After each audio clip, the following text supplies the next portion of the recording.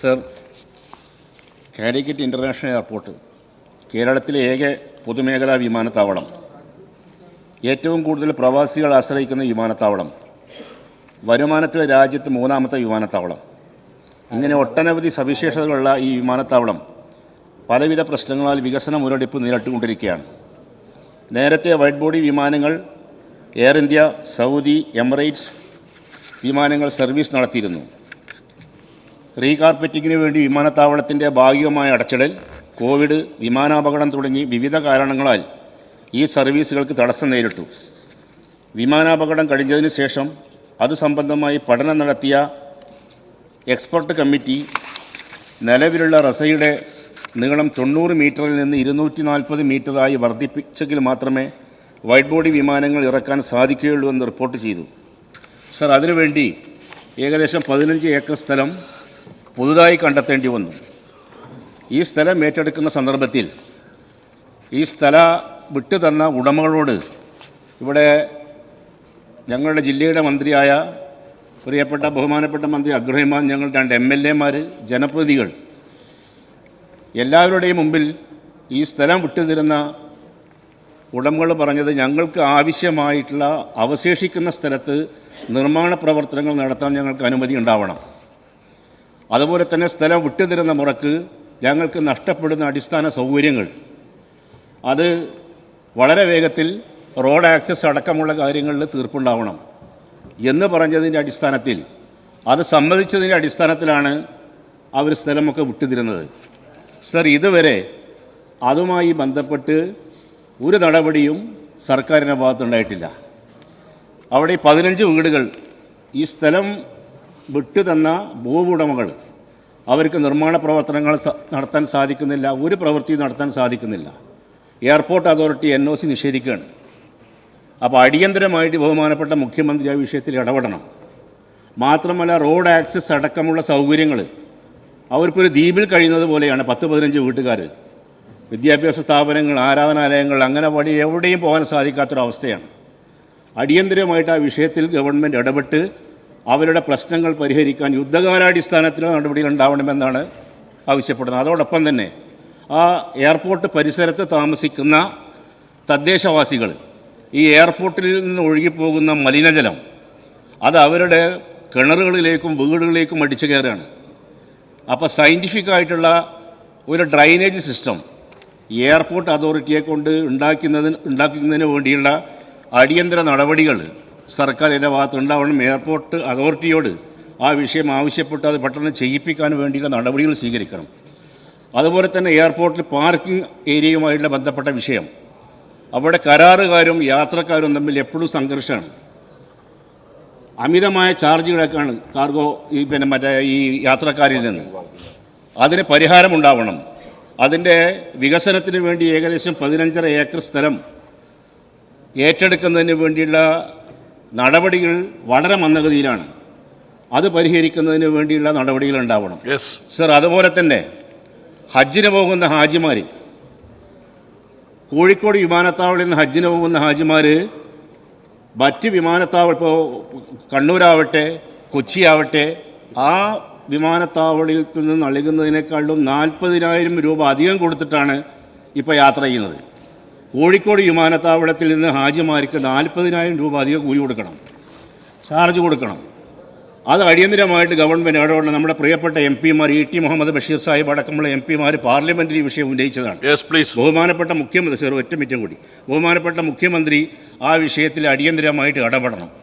ഇതുപോലെയുള്ള തദ്ദേശീയർ അനുഭവിക്കുന്ന വളരെ പ്രയാസകരമായ കാര്യങ്ങൾ, ഈ സ്ഥലം വിട്ടു തന്നു എന്നുള്ളത് കൊണ്ട് അവർ അനുഭവിക്കുന്ന പ്രയാസങ്ങൾ, അതിന് അടിയന്തരമായിട്ട് പരിഹാരം ഉണ്ടാവണം. ഈ റോഡ് ആക്സസ് അടക്കം അവർക്ക് നിർമ്മാണ പ്രവർത്തികൾ തുടങ്ങാനുള്ള അടിയന്തരമായുള്ള നടപടികളടക്കം ഗവൺമെൻറ് വളരെ സജീവമായിട്ട് ഈ വിഷയത്തിൽ ഇടപെട്ട് പരിഹാരം ഉണ്ടാക്കണമെന്നാണ് ഞാൻ ആവശ്യപ്പെടുന്നത്. ബഹുമാനപ്പെട്ട മുഖ്യമന്ത്രിക്ക് വേണ്ടി ബഹുമാനപ്പെട്ട ന്യൂനപക്ഷ ക്ഷേമം, കായികം, വക്കം, ഹജ്ജ് തീർത്ഥാടന മന്ത്രി ബഹുമാനപ്പെട്ട അബ്ദുൽ ഹമീദ് MLA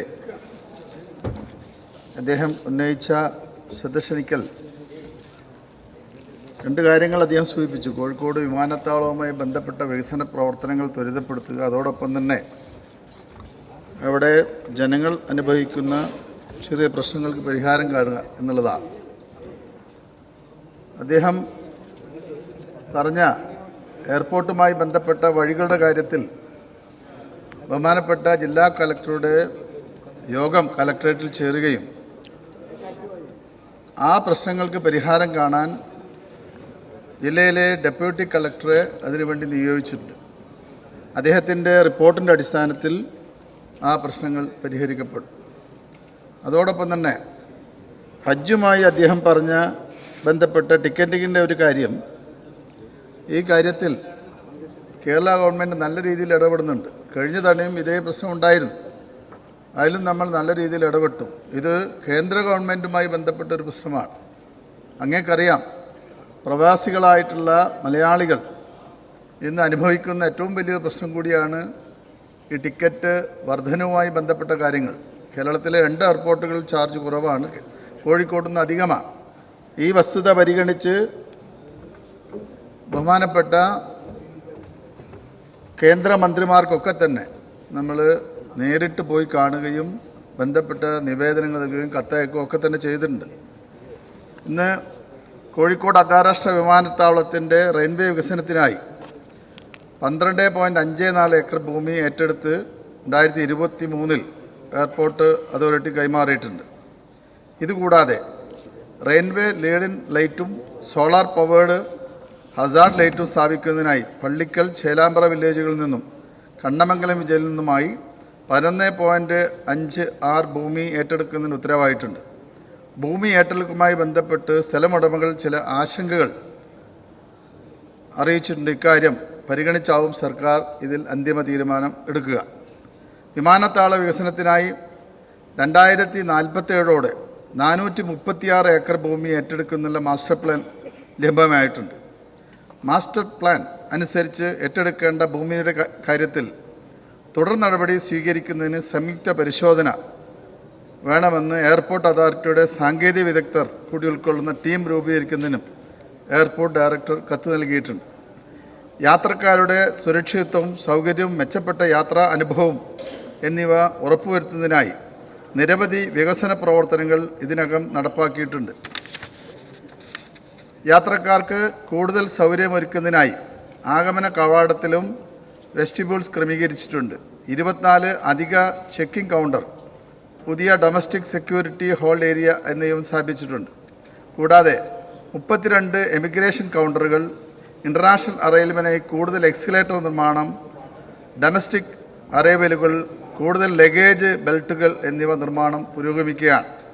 ടെർമിനൽ ബിൽഡിങ്ങിൽ കൂടുതൽ റിസർവ്ഡ് ലോഞ്ചുകൾ സജ്ജമാക്കിയിട്ടുണ്ട്. കോഴിക്കോട് കോലാലംപൂർ, കോഴിക്കോട് കൊച്ചി അഗത്തി സർവീസുകൾ ആരംഭിച്ചിട്ടുണ്ട്. ഇപ്രകാരം വിമാനത്താവളത്തിൻ്റെ പ്രവർത്തനങ്ങൾ കൂടുതൽ വിപുലീകരിക്കുന്നതിനാവശ്യമായിട്ടുള്ള എല്ലാ നടപടികളും സ്വീകരിച്ചു വരികയാണ്. ചോദ്യം. വിമാനത്താവളം അതിൻ്റെ പഴയകാല പ്രതാപത്തിലേക്ക് തിരിച്ചു കൊണ്ടുവരണം. സർക്കാരിൻ്റെ വലിയ തോതിലുള്ള ഇടപെടലുകൾ ആവശ്യമാണ്. സർ, ഇക്കഴിഞ്ഞ സംസ്ഥാന ബജറ്റിൽ പോലും ഒരു നയാ പൈസ പോലും വകയിരുത്തിയതായി കാണുന്നില്ല. സ്വകാര്യ മേഖലയിൽ പ്രവർത്തിക്കുന്ന കണ്ണൂർ വിമാനത്താവളത്തിന് 526.63 കോടി രൂപ അനുവദിച്ചതിന് പരാതിയില്ല. പക്ഷേ പൊതുമേഖലയിൽ സംസ്ഥാനത്ത് ആകെയുള്ള കാലിക്കറ്റ് വിമാനത്താവളത്തിന് തുക വകയിരുത്താത്തത് ദുഃഖകരമാണ്. വിമാനത്താവളത്തിന് ആവശ്യമായ ഫണ്ട് ബജറ്റ് മറുപടി പ്രസംഗത്തിൽ വകയിരുത്താൻ ബഹുമാനപ്പെട്ട ധനമന്ത്രിക്ക് നിർദ്ദേശം നൽകണമെന്ന് മിനിസ്റ്റർ. സർ, കേന്ദ്ര ഏവിയേഷൻ ഡിപ്പാർട്ട്മെൻറ്റ് കീഴിലുള്ള ഒരു എയർപോർട്ടാണ്. സാധാരണയായി ഇത്തരം എയർപോർട്ടുകളുടെ വികസനവുമായി ബന്ധപ്പെട്ടുള്ള കാര്യങ്ങളിൽ ആവശ്യമായ സമയത്ത് സംസ്ഥാന ഗവൺമെൻറ്റിൽ പണം നീക്കിവെക്കാറുണ്ട്. അങ്ങേക്കറിയാം, കഴിഞ്ഞ തവണ റിസ ഏരിയയ്ക്ക് വേണ്ടി സ്ഥലമേറ്റെടുക്കൽ നടപടികൾ ആരംഭിച്ചപ്പോൾ ആ സമയത്ത് തന്നെ ഗവൺമെൻറ് അത് ബഡ്ജറ്റിൽ വകയിരുത്താതെ തന്നെ പണം നൽകുകയാണ് ഉണ്ടായത്. അപ്പോൾ അത്യാവശ്യ ഘട്ടങ്ങളിൽ വികസനവുമായി ബന്ധപ്പെട്ട, പ്രത്യേകിച്ച് കോഴിക്കോട് എയർപോർട്ടുമായി ബന്ധപ്പെട്ട കാര്യങ്ങളിൽ കൃത്യമായ നടപടികൾ ഉണ്ടാവുമെന്ന് അങ്ങേ അറിയിക്കുകയാണ്.